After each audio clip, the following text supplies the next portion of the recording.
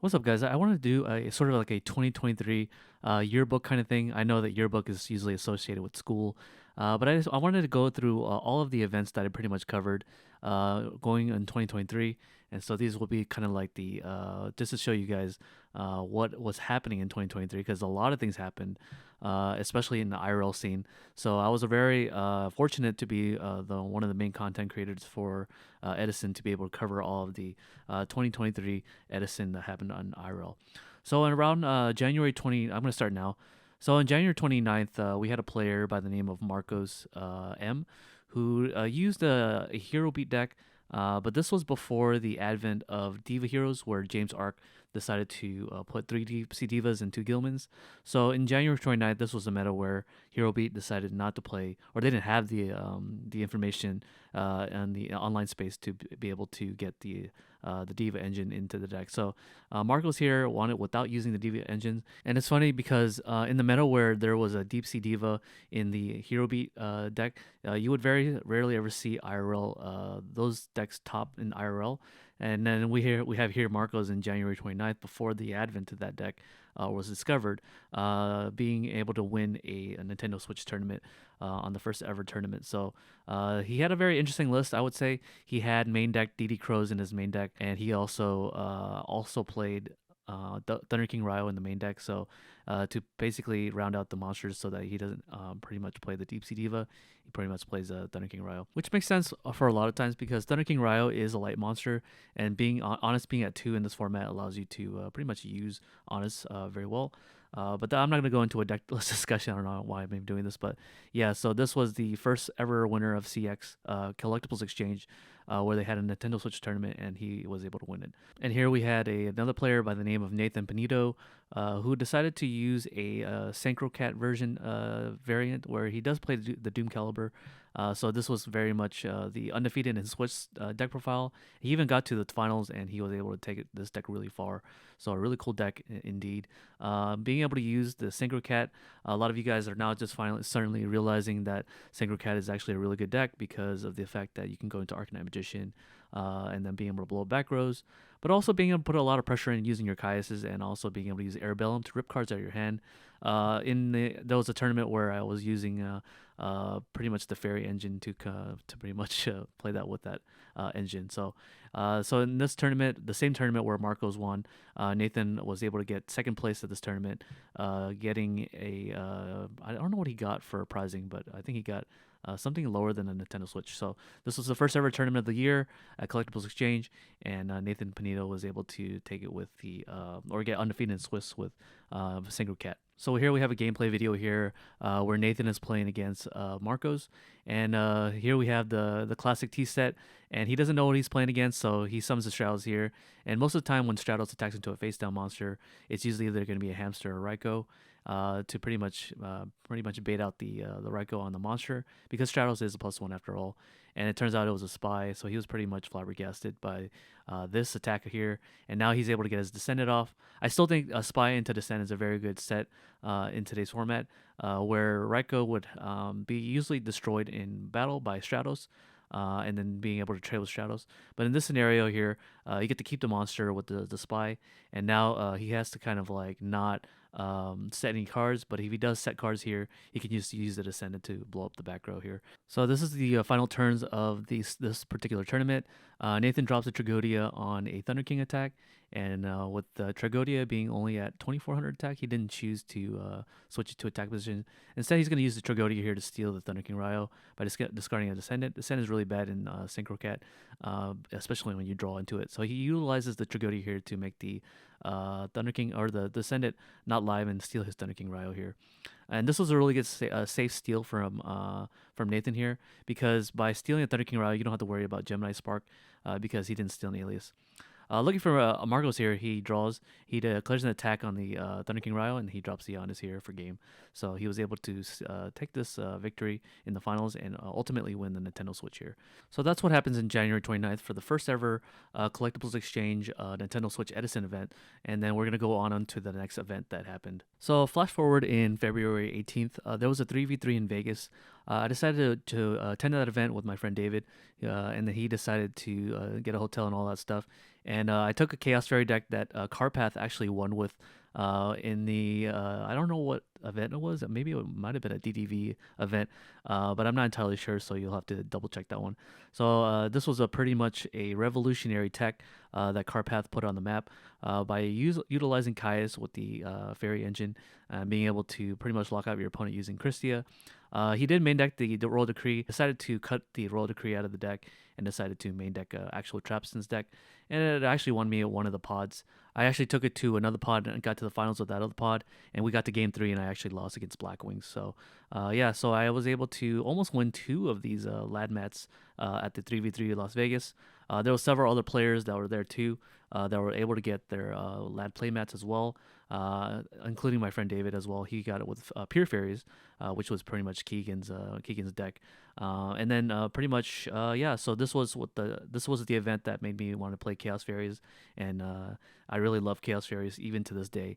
I'm still trying out random little engines on the side with the Chaos Fairies, and so stay tuned for that one if you guys want to know what I'm gonna do with that one.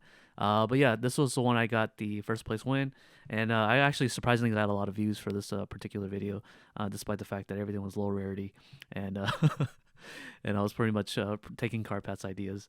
But he also played. So Carpat played Endrise in his deck. I decided not to play Endrise. I decided to play the Marshmallow on tech. So I was able to stall out against other decks that wasn't Blackwings, so that I can do some damage into the time. I think at this YCS, they allowed you to go turn 0, 1, 2, 3, I believe, because I don't remember an end of phase kind of thing. Maybe they did end of phase, but I'm not entirely. I don't remember. It was kind of a long time ago. But yeah, I just go into my reasoning about why Marshmallow was a really good tech, being a fairy and all that you can retrieve off of Christia, so you can stall even longer. So the fast forward, even actually 1 week after the event, we actually had an event here where a Machina gadget with DeFi actually got second place with a guy named Luis, I believe his name was. So he was on the two of each gadget, and he was able to get all the way to second place with his deck, playing a lot of different spells, including the Scrap Recycler in the main deck, as well as the Cyber Dragon. Pretty interesting deck, I would say, as it is not traditionally regular gadget stun deck or a gadget deck, because it combines the fact that he plays like creature swap in his main deck. I think he played like 3 of them. I think. Let's see how much he played. No, he only played 1. So he main decked eliminary removal to pretty much steal games with the Machina monsters, because Gear Frame and Fortress is still like 5,000, 8,600 damage. So with limited removal, 1 Gear Frame and a machine monster is game with limited removal. And he also main decked the Nomad Crossout, which was pretty stellar. Um, yeah, that's not much to say other than the fact that he main decks the DeFi, so he's really good against like recruiter decks and stuff like that. First place, the guy who won this event was Min Zhang. You guys might know him as the SoCal Lightsworn expert, who was able to pilot his build of Lightsworn all the way to finals and actually won the whole event. He didn't want to do a deck profile with me. I don't know why he doesn't want to give me a deck profile to this day, but he actually got first place with Lightsworns and he won the PS5 at this event. And now we have a Hero Beat winning the first event for Collectible Exchange. And then following after the YCS 3v3, we had Minzeng win with Lightsworn. So just congrats to those two for taking 2 different decks of Edison that we normally don't see that wins events and actually win events such as this one in here in SoCal. So we have some gameplay videos between Minzeng against the second place guy.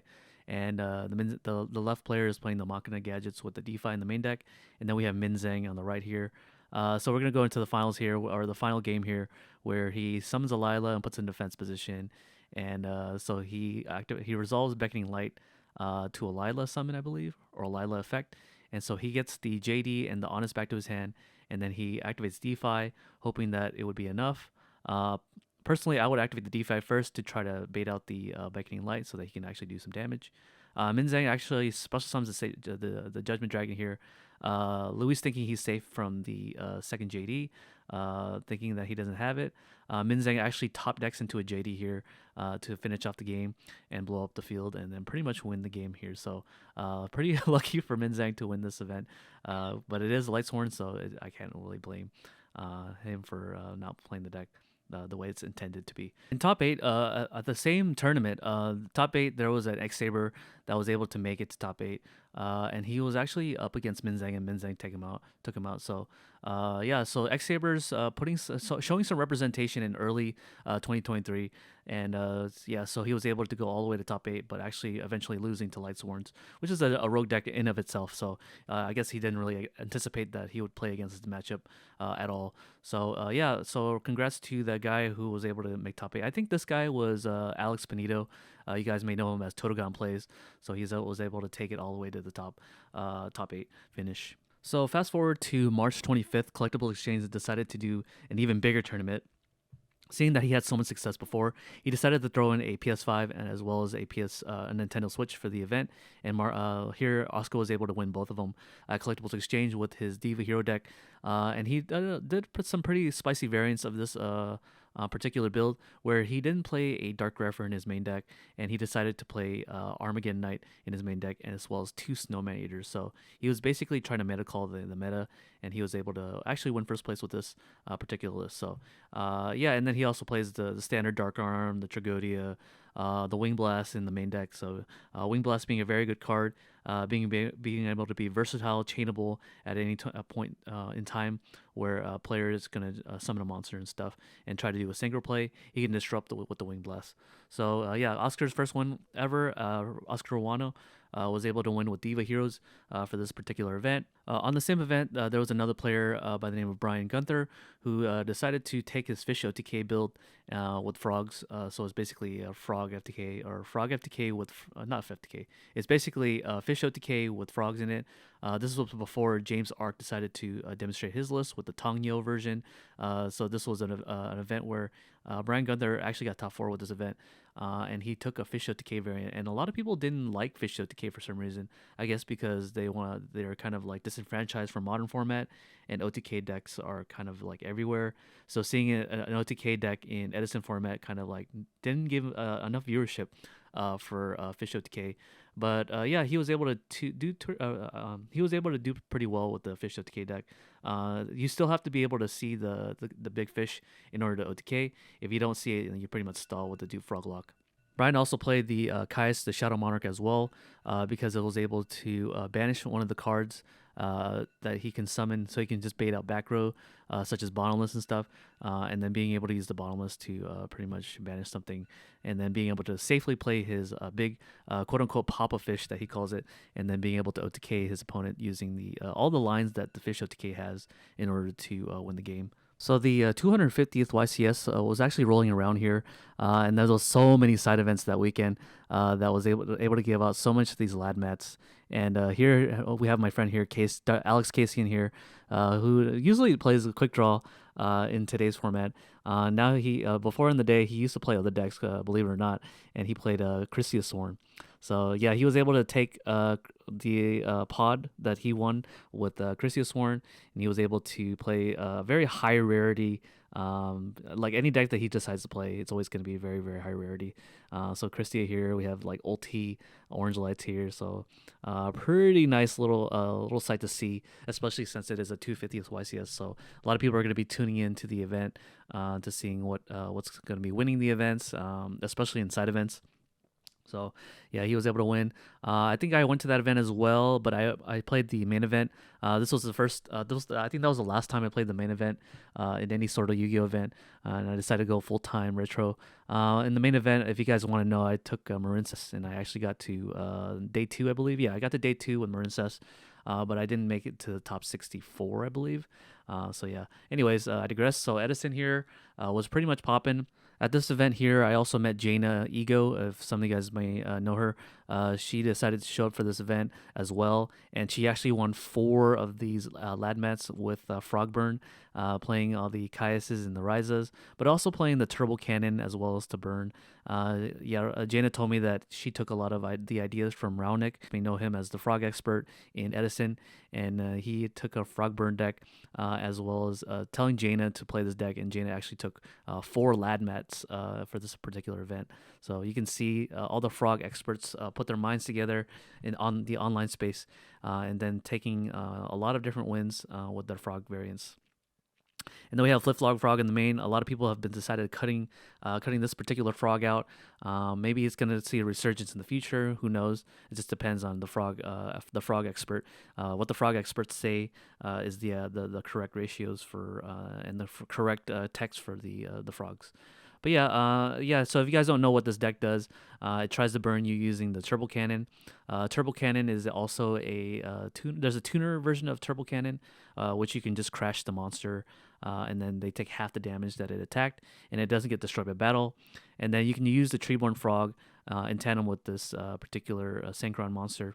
Jaina also plays the lava golems too, so in case they attack and they want to be greedy with lava golem, Jaina will just flip the magic cylinder and then inflict 3,000 damage to their face. So according with the lava golem, that's going to be a 4,000 damage total. And then if Jaina summons the turbo rocket to attack into the lava golem, then they're going to take 1,500 life points to their face. And then if that's not enough, then you can use the Treeborn Frog with the turbo rocket there to make Turbo Cannon, and then Turbo Cannon is going to deal an additional 1,500 life points to their opponent. So it looks like the idea was to give your opponent a big monster and then blow it up with the Turbo Cannon combo with the Turbo Rocket. So Collectible Exchange decided to do yet another tournament, but this was a 3v3 event, and this pretty much means you have to coordinate with other two team members. And then this event had a very cool team that I particularly remember, where they played all of them played Gladiator Beasts in their deck, and then they actually was able to get a top 8 finish with their team. So pretty cool, I would say. Being able to take 3 variants of GBs, and again, that's really cool still to this day to take a deck that's not even in the tier 1 ladder, and being able to do really well with GBs. This one was a variant of GBs piloted by Nathan, I believe, Nathan Panito, who took the Respite engine, and then that's commonly not seen in GBs anymore, where Respite is often seen as a -1 because you can't resolve it more than half the time unless you have 2 GBs in your hand. His teammates were on the Shrink version with Prisma, and then Luis, his other teammate, played what is it, the third variant of this? I think he played Wabaku in his main deck. So you would see like cards like Wabaku in the main deck and Shrink as well, for all the battle tricks that may happen. So this was pretty much 2 Prisma Glads with the other one being the Respite Glad. So personally, I wouldn't play any of those variants of GBs in today's format, but it was really cool to see that Prisma Glads was able to do really well in a 3v3 event. This was like kind of like the turnout where there was 57 players for the 3v3, and there was 10 frog decks. So frogs was very popular for this particular event. And the first place here won with the zombie decks, 2 zombie decks, and then also a Gladiator Beast deck. So Gladiator Beast was like the name of the game. In a frog meta, I can see that happening. So in a frog meta where there's a lot of people playing that particular deck, the teams that were playing the GBs, such as Fire and Ice, as well as the first place team having a Gladiator Beast on their team, was able to win the event because they were able to play the Gladiator Beast engine. And then I think with Zombies, I don't know if Zombies has a really good matchup against Frogs. I just know that it's a very combo-oriented deck. So frogs have to pretty much see their Vanity's Emptiness or Vanity's Fiend to be able to lock out the zombie players from playing the game. But all these zombies players, I think they main deck Wing Blast and Raigeki Breaks or something like that to be able to clear out anything that might floodgate them from playing the game. And then we had like Hero Beat doing pretty well. We had a Diva Hero, but I don't think there was any Diva Hero beat in this particular tournament. I'm not entirely sure, but I was able to record the games for this event and then do well. So on April 29th, there was an event at Pasadena Regionals where there was still side events for Edison, and my friend here, Alex Casey, decided to take the Quick Draw Volcanic version of this deck. This was the breaking point where he just stopped playing Light Sworns and he decided to go into Quick Draw. And his first variant of Quick Draw that he decided to play was the Volcanic version of this build, and he actually won a pod with his Volcanic Quick Draw. There was variants. There was other people at Core TCG that also usually goes to that event. So here's a photo in Pasadena here where 3 of the people who usually go to Core TCG was able to win their playmats. The guy in the middle here was Albert Gutierrez, who decided to take his Caius Blackwing deck and he was able to win 2 playmats. And on the right here, we have a guy named Kiwi who won his playmat with Hero Beat. And then we have on the left here, we have Mozart in the Flesh, and he decided to play, I believe, Hero Beat as well, Diva Hero Beat.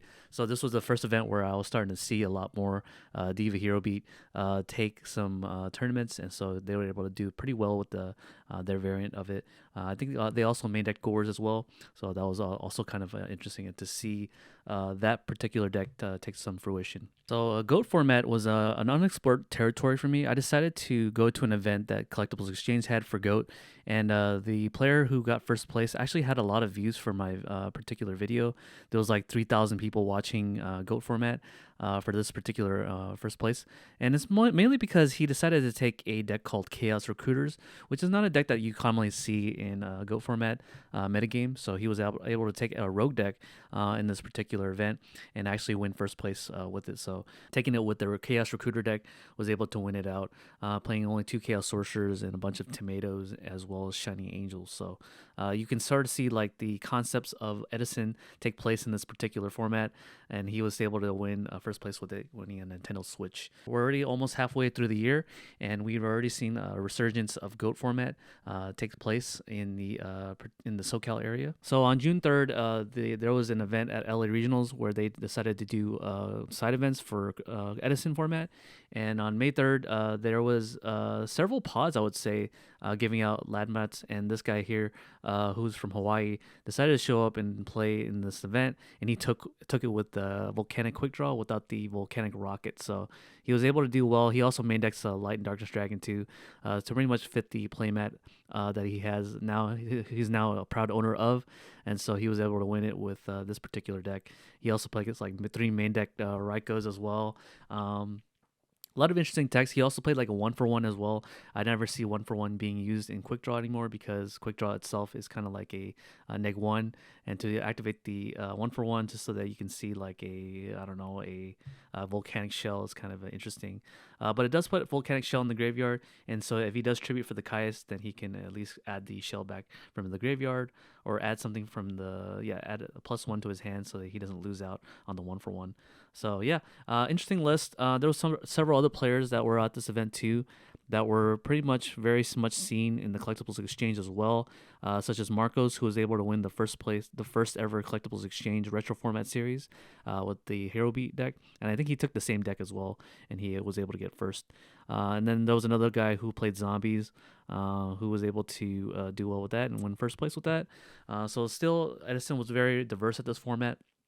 At this point in time, Edison was still very much diverse, despite the fact that there was a lot more Diva Heroes and Diva Hero Beat decks around in the format, just to make sure that the format is more and more solid at every point in the game. So on June 10th, there was another event that happened. It was also an Edison weekend, so the event prior to this one was an RBT IRL hosted by Keegan here. In the background, you can kind of see Keegan and Raunik in the background just having a conversation. But I'm having a conversation with Cameron Sanders, and he took it with, he got top 4, I believe, with Hero Beat. So he was able to do pretty well with this Diva Hero Beat, yeah. He was able to do pretty well with this particular deck, and he was able to do go to the RBT IRL as well in the previous day, and actually do well at that event as well. So yeah, just showing his his skill set as a very good duelist on the online space, but also on the IRL space as well. So congrats to Cameron, who was able to fly out all the way from where he's at. I think he lives in Raleigh, North Carolina. So he's very far from home. Despite the fact that he doesn't have his home field advantage, he was still able to do very well for this weekend, playing Diva Hero Beat. So yeah, you can see his playmat. And then he goes into explanation as to why this variant of Hero Beat is the best one, because there's no right time to DD Crow when you activate Miracle Fusion, because the ocean acts as a water monster as well as a hero monster. So even if you were to target him, the Diva is going to be in the graveyard with the Alias or the Stratos, and then the Miracle Fusion is going to go live. Yeah, and this was also the event where Oscar Ruano won another PS5 tournament with the same exact deck list, with the only variance being the side deck, according to him, that the side deck was the only variant in the side. So he was able to win yet another PS5 event with the Diva Hero. So he was the original SoCal duelist that that was able to put Diva Heroes back on the map and pretty much convincing a lot of players to play this particular deck, as it is able to do the Colossal Fire Armor Your Arm combo, as well as being able to put a lot of pressure in and control the flow of the game using Wing Blast, as well as the Absolute Zero in tandem with that. Diva Hero is also one of those decks that can play Deep Sea Diva as well as Caius to be able to put a lot of pressure on your opponent every turn so that you're able to do a lot of damage. Pretty much do a lot of damage, essentially, is the name of the game. So he was able to get another PS5. So congrats to Oscar for getting the second place or the second time winning PS5 tournament, and also changing the Edison meta for a very long time in SoCal, especially. And then he was able to do pretty well with this particular build. Diva Heroes actually won again, but it wasn't by Oscar. Oscar actually didn't go to that event, so he could have won another PS5, but it was won by a different player. I'll show you guys soon. So there was like two events that were happening around the nationals time. So on Friday there was an event where you can win this dark magician figurine, if for getting first place, and as well as Battles of Legends for these box. So this was hosted by Underworld Cards and Games in Raleigh, North Carolina, and I went to this event prior to the main event starting, and then so I was able to cover that event. So I met Frog Slicer for the first time, and this is the guy that was putting out content out there, trying to make all the Edison FTK decks and stuff like that, playing Chain Burn. So he's pretty much like kind of like the guy that you would go to in the online space for Edison to be able to see all these unique little FTK decks or unique OTK decks that involve some sort of burn strategy or some sort of OTK strategy that uses some sort of lockdown strategy. So yeah, Frog Slicer here, able to get like top 4, I believe, at this particular tournament in the Underworld Games. And then he didn't win the Dark Magician figurine. It was won by a guy named I forget his name, GDP or something, or G. I don't know. It starts with a G, but he won it with Black Wings for this particular event. So yeah, I did coverage for this event. I did live commentary. I usually don't do live because most of the places that I go to doesn't have really good internet that can usually can stream events. So, but this place had really good internet, so I was able to capitalize on using their internet. And a lot of players here that I saw that I would normally see in real life. That I don't normally see in real life, but they're also pros. I saw Fraser Smith at this event. I saw Raonic at this event. And I think I saw another person. Oh yeah, I met Asian with Hat for the first time as well. If you guys don't know who Asian with Hat is, he's like a content creator as well for Edison, who covers all his Oklahoma events that happens in his home state. So yeah, so I met a lot of cool players and a lot of good content creators as well. So it was just a little party that I was able to do while going to the nationals event. Yeah, and on the same token, then there was another event on Sunday of that weekend, were hosted by BBG. They did a 1K tournament where there was several players that went from the nationals and decided to join this event because they didn't do so well in the main event, and they decided to go to this 1K event. A guy by the name of SoFlo123 who took Frog Monarchs. Let me see if I can find his deck profile. So yeah, here's SoFlo, and then he's pretty much showcasing his deck profile of Frog Heroes, I believe it was.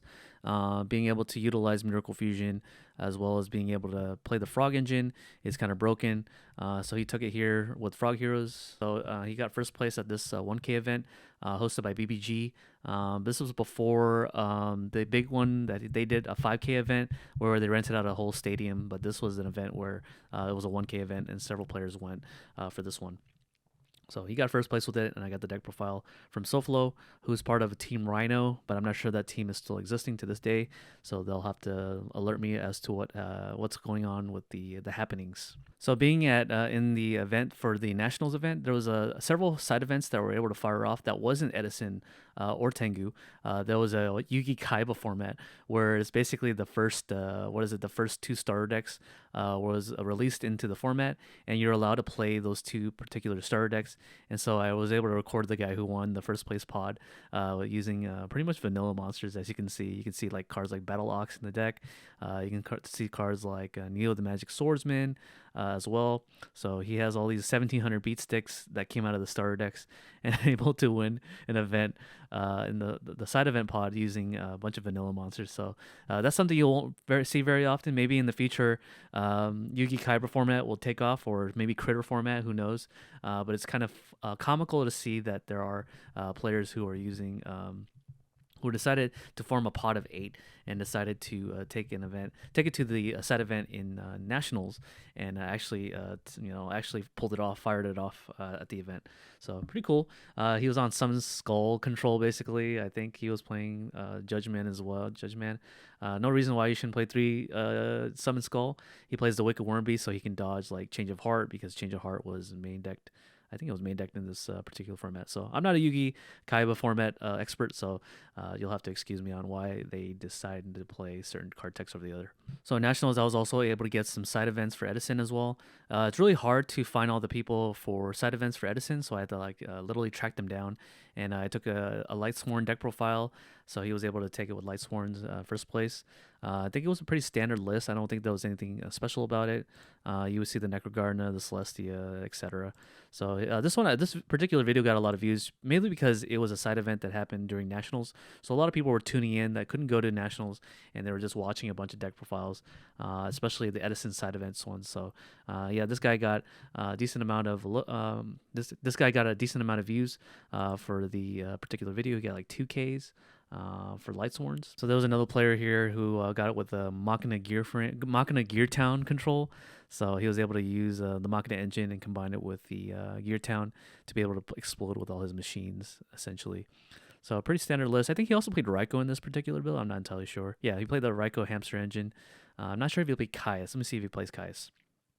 Yeah, no Caiuses so far. Oh, he plays one Caius. Never mind. So he plays the one Caius here with all his little field spells. So he's able to win a pod with this particular build at the Nationals side event. So this was all in July 7th, I believe. Yeah, so July 7th was when this all happened. So I was able to cover the RBT IRL event, but only the side event. And there was a big side event where the winner of this side event actually wins the giant Black Rose giant card. And I actually took a deck profile from Kyle Jochum, who decided to use the Gemini deck. And the Gemini deck is not something you would normally see in Edison, especially into that particular event. And he got to the finals with Fraser Smith. Actually took a game from Fraser Smith with this particular list. And so this was the event where I believe the Gemini Soldiers went up in price to like $7 for a common because of this particular video. And he also plays like the Lone Fire Gigaplant. So it's kind of like a Gigavice deck where you just combine it with Super Vice. It was a really cool little list. He showed some of the combos that he did. He had like, I believe he was a big Advent player of Dark Valkyria. And then he also has like Gemini Soldier, which was like $7. And then he also played the Hute Fighter that you can get off the Reinforced Truth. But the Reinforced Truth's main target is to get the Gemini Soldier out of the deck so that you can normal summon it. He plays Feature Fusion because he has the Super Raptionous Beast that is making all your Gemini monsters live. Pretty interesting list, I would say, from Kyle Jochum. Got a lot of views for that one, so I was pretty proud of that. And then let's see here. So you guys can kind of see like how many people were there for Edison. So from basically, if you were to walk down this little pathway, this pathway right here, from this little pillar here and then onwards, all of this was all side events for Edison. And I think this was the main event, or the quote-unquote Ultimate Time Wizard event for Edison. And the rest of the events that were going back here and right here was all... Actually, no, this is actually part of the Ultimate Time Wizard as well, I think. So from here, all the way from here, were all Edison side events, as well as like Yugi Kaiba as well. So it was a really large Edison event, and Retro's format was seeing like a lot of different, pretty much attendance that you can see. So this was a capped event, so you couldn't even join this event after like 200 something. I believe Simo was also in this event as well, because he also is an Edison format enjoyer. So you can see, I don't know if Simo's in this photo, but he's definitely in this event as well. So. And then if you go to RBT Moreno Valley here, where they had the whole room be filled up Alberto, who was the owner of the Collectibles Exchange, rented out another venue, and there was 196 players here that had joined for RBT Moreno Valley. So a lot of players joining to decide to play Edison, and then we had a winner. I believe the winner of this particular event was a Dragon Turbo player. I don't know his name per se, so you'll have to contact Keegan about that one. But yeah, he was able to win this event. Izzy, if you guys know Izzy, was able to top 8 that event as well, I believe, with Vayu Turbo. And then there was another player. I think there was a guy who played Gravekeepers who got top 8. I'm not entirely sure. So yeah, this was a pretty cool event that I covered, but not I didn't cover the main event. I judged part of it. But the judge team was pretty limited because more people want to play Edison as opposed to judging it. So here's yet another event that Collectibles Exchange had. It was hosted, and then on the finals there was actually 2 Diva Heroes. So you can kind of tell that Diva Hero was kind of still in its kind of like its stages of like dominance for big tournaments, as it is able to pretty much win games by playing a bunch of power cards in the main deck. On the left here we have a guy named Ruben Santana, who is a resident of San Diego. Come and get second place. On the right side was Arizona guy by the name of Sergio. So 2 people from not even from the area decided to show up and got to the finals of this particular event. And yeah, it was a Diva Hero mirror. So I'm not sure how many practice they had for the Diva Hero mirror. Sergio Flores, I'll show you his deck profile, who was the winner of this event. So here we had Sergio in the flesh. He was able to drive out for like 3 hours from Arizona to attend this event. He won a medal where it says first place, so it's placated on the medal, and then he had the Nintendo Switch on the left side here. So yeah, the interesting thing about his build, and a lot of people in the comment section was kind of ragey about it, was the fact that he didn't play Dark Arm Dragon in his main deck, and additionally he didn't play Gores as well. So he took a deck without Gores and Dark Arm and was able to win first place at this particular event. And then this was an event where Oscar didn't want to join the event because he had other things to do. I think he went to a concert, if I remember correctly. And so, because of that, his absence was able to make it so that other players who play Diva Heroes was was able to win the event.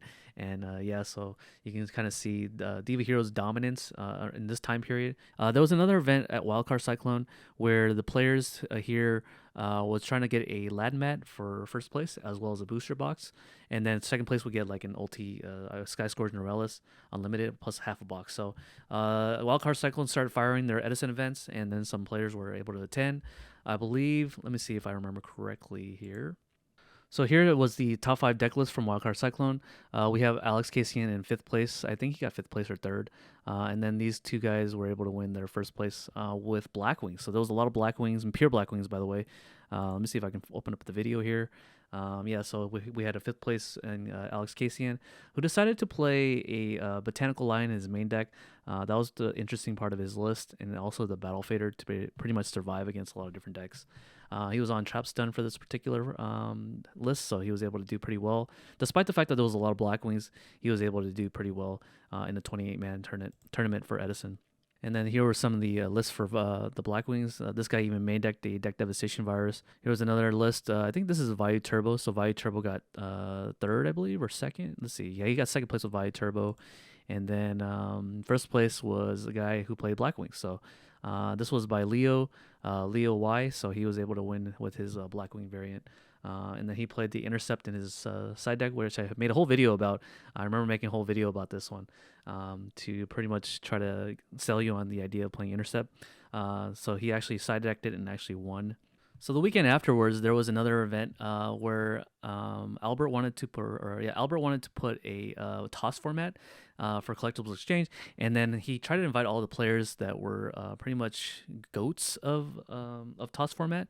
And here we have Brian Reyes, who did pretty well with. He took a 50 card deck and he played a Salamangreat. If for you guys don't know, it's like one of the acronyms for toss. It's Sky Striker and Salamangreat for the 2 S's in toss. So Salamangreat was a very good deck, and then he actually went to nationals, I believe, with this particular build, with some variance changes. We're playing the April 2019 format, so I made a little whole video about this particular format as to what was legal and what was not.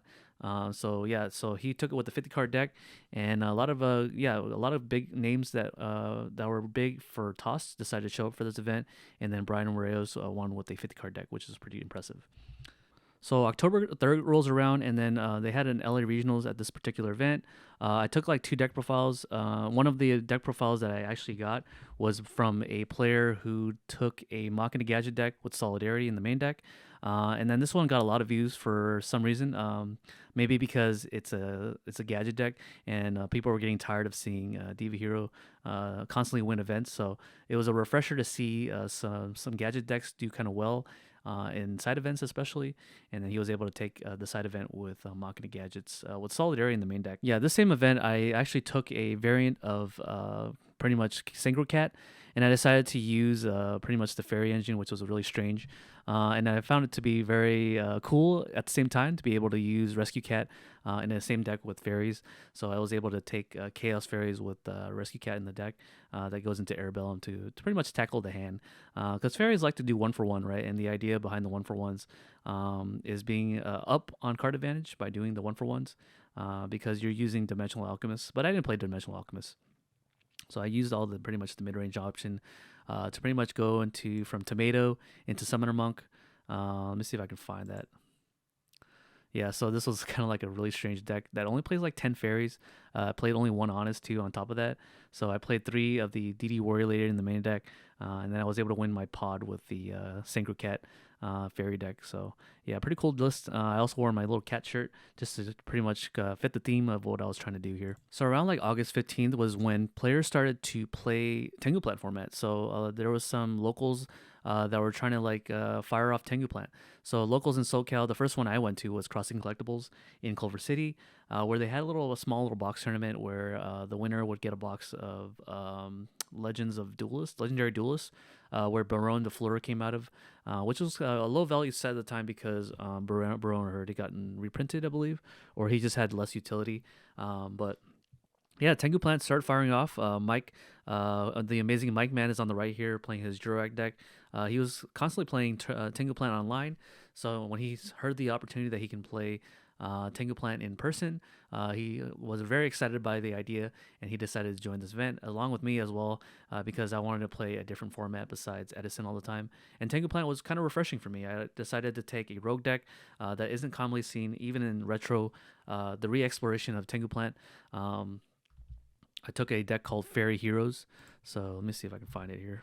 So yeah, I took a pretty much a Fairy Hero deck list where I combine Shiny Angel with the hero engines because Future Fusion can dump light monsters to the graveyard, including fairies, so that I can make my Christie alive, as well as the Shining as well, since I play Miracle Fusion in this deck. So I was able to get second place, only losing out to a guy who plays agents. So that same guy was the later won the Tengu PS5. So October 28th rolls around, and there was a guy who decided to take a pure Blackwing deck. He normally doesn't play Edison, so he decided to show up to an Edison event with the Blackwing cards that he had, and he was actually able to get first place winning a PS5 tournament with the Blackwing deck. So he was on pure Blackwings. A lot of you guys have not been seeing Blackwings win events at all, especially in SoCal. But he would be the second player to win with Blackwings. First one being Leo Young, who won a booster box with Blackwings, pure Blackwings. And then Zyprin winning a PS5, which is a bigger event, and he took it with a pure deck. So Blackwings is one of those decks that hasn't been seeing a lot of play in competitive, or you would see them being played, but you would never see them win events as much. And so it's refreshing to see a player who normally doesn't play retro format take Blackwings that he normally doesn't play, and then he was able to win first place with it. So it was kind of cool to see that take fruition with the guy. This guy's name is Zyprin. So Zyprin was able to win first place with Blackwings, pure Blackwings. Yeah, so there was a decent amount of players that was able to do well. Min Zhang was able to get third place with his Lightsworn deck. Zyprin was able to get second place with his Blackwing deck, and then we had a Diva Hero getting first place in Swiss, and then Brett Perez, who was able to take it with Zombie Plants. So that was kind of the interesting deck, as well as Majid Khan, who took Terraform a Diva Hero beat, where he doesn't play a single Gemini Spark in his deck list. So no Gemini Spark and no Hero Blast, I believe. Yeah. And then we had Dragon Turbo. So it was a pretty like different decks in the top 8. So very diverse still, even though some players might say that Edison solved. We can see 8 different decks do well in Edison. So Pretty base in my opinion. So November 4th rolls around, and this was an event where it was happening at Wildcard Cyclone. I finally decided to play the event myself, and I actually took it. I actually got third place with the Gadget Theory deck, where you basically use my Order of the Emperor. I'll show you guys. So this was my list right now. This was my list for back in the day, where I got third place at Wildcard, and I was able to win it with Solidarity Gadgets, and then I was able to use this in the main deck along with two Ultimate Offering. The idea, if you guys want to get a fresh recap at this 27-man tournament, was that if you normal summon a gadget, you could use the By Order of the Emperor and chain it, negate the effect of the gadget to search, and then draw a card. So this helps me see the trap cards that I need in the deck so that I can interrupt on my opponent's turn. I even had chainable traps as well, such as Compulsory, in the event that my opponent doesn't want to attack into a Mirror Force or D Prison. But if they don't attack with the D Prison into a D Prison or Mirror Force, the idea is to use my big monsters to clear it or Smashing Ground to clear it. So there was a pretty much catch 22 there. No matter what they did, they were always losing the monster in the process. So it's best just for them to attack into a D Prison or Mirror Force, or hope that I don't have a Smashing Ground. It's pretty much what they pretty much had to rely on. So I was able to get third with this particular list, and I normally don't join big events that I cover, but I was able to do both, cover the event and play the event at the same time, which is really nice. All right, now we go to November 25th here, where there was a tournament in San Diego, and the winner of that event would get a PS5 at the end of it. Here we have the San Diego residents mostly. On the right side here we have Izzy Barrera. On the right here we have a guy named Min Zhang, who, if you guys know him, is the Lightsworn player. And then we had Raymond Lee on the far left corner here, who took his Magical Merchant Sworn and actually did top 4 for that particular event. So a pretty cool little event that I was able to go to in San Diego. A really nice little vacation away from Collectibles Exchange. So Izzy won this event with Vayu Turbo. I don't know exactly where he is on this particular map. Let's see if I can find it. Yeah, so this was Min Zhang's list. He was able to squeeze into the top 8 before the cutoff for the top 8 finish, and he took his little Lightsworn list. Let's see here if I can find anything else. Here we have a Diva Hero list from Tony Nguyen, and then there's some other ones too. Let me see if I can find the Vayu Turbo. This was Dragon Turbo that was able to make it the top 4. And then here's Magical Merchant Sworn, or just Merchant Sworn for shorter, by Raymond Lee. And then we had a Vayu Turbo list. I think this was Izzy's list, who played 41 cards with the Dushi in the main deck. And then we had Brian, I think a guy named Brian, yeah. So a guy named Brian who borrowed a whole deck, take first place in Swiss with Vayu Turbo. So Vayu Turbo is seeing a lot of play in today's format. Or into November 25th format. So he was able to do pretty well in Swiss. So Tengu Plant was hosted by Collectibles Exchange. This was the first retro format big tournament that happened in SoCal for Tengu Plant. And a lot of people showed up to this event. I think 60 plus players decided to show up for this event to support the first IRL Tengu format tournament. And the winner of this, or I actually met Tyler from TCG Rewind. So here he is in the flesh, playing his little X-Saber deck with Hamster in the main deck. So I was able to meet him. His friend in the back here was also the driver. So they were able to drive all the way from Utah. I think they're from Utah, and they were able to drive all the way out here in SoCal to basically play in the event. So pretty cool to see the faces on the internet show up to your event and then show up and play, which is kind of nice. But the first place winner. Let me see if I can find the first place winner here. This was also an event where TG Stun did pretty well. They had a really good conversion rate by being able to convert the few Tengus, the TG decks that were in the event. There was 3 players, I believe, that was on TG Stuns, and out of the 3, 2 of them made it. So in Tengu Plant, that's really good, especially since there was a lot of agents and a lot of Tengu Plant in the tournament itself. So it goes to show that it might have a good matchup against either agents or it has a good matchup against TG Plants, Tengu Plants. So that was pretty cool. Let me see what else I can find here. Finally, around like December 9th, which is around the holidays, there was a player that I found playing Gladiator Beasts, and he took a pretty interesting list of Gladiator Beasts in the side event pod, and he was able to win first place with it. And yeah, so he still believes that GB is still one of the best decks in the format because it has a lot of different good matchups. And he plays the one Darius, the one Ekest. So very interesting that he was only on the one Ekest. But because he plays mainly the Test Ape combo with the Hamster to be able to get a lot of different beast type monsters that are level 3 or lower. Also on the main deck, creature swaps as well as the upstart goblin, to be able to capitalize on the fact that if he's staring down big monsters, then he can just trade with the big monster with the creature swap. So he was able to win first place with it. And then there was this event also had a Tengu Plant event that went off, that actually fired off. There was actually two Tengu Plant event that fired off. So this was another event, side event. This was the winner of the side event. You guys may know him as the amazing Mike Man, who decided to show up for this event, and he took his deck that wasn't Durex. He decided to take Chaos Pipers. So his little variant of Chaos Pipers allowed him to win a side event in the LA regionals. So yeah, Tengu was firing off. I'm not sure if Tengu Plant would ever fire off again at that large caliber, but I have high anticipation that it will because there's a strong Tengu Plant community in SoCal. So I strongly anticipate that there are going to be more retro formats being played. But right now we're going to be still in the Edison arc, but still we're transitioning into either transition into Tengu Plant or just have Tengu Plant and Edison coexist as a SoCal pastime. But yeah, that's pretty much the highlight of all the highlights that happened in 2023. I thank you guys for watching and supporting my channel throughout 2023. This was the year that I was able to get monetized, as well as playing events so that I could actually win something on this channel. Maybe 2024 will be my year. Who knows? I'll try to attend some more events as opposed to just judging, and as well as just covering. So we'll see what happens in this. What 2024 has in store for me. So that I can do well in today's format. All right, I'll see you guys in the next video, and thank you for watching. Bye.